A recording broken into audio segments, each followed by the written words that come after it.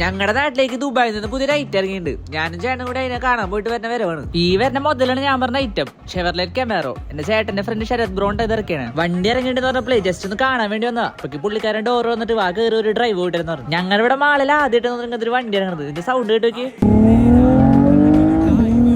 ഇതേപോലത്തെ ഒരു വെടിക്കെട്ട് ഐറ്റം കൈക്കിട്ടിട്ട് എങ്ങനെയാണ് വീഡിയോ എടുക്കാൻ വിടണേ. അപ്പൊ അതുകൊണ്ട് നമ്മുടെ കോട്ടമുറി പമ്പി പോയിട്ട് കുറച്ച് വീഡിയോസ് ഒക്കെ എടുത്തിട്ടുണ്ട്. ഒന്ന് കണ്ടോ കിട്ടാ. Will die, and your world will be reborn. Nemesis Prime. I will fight anyone who stands in my way.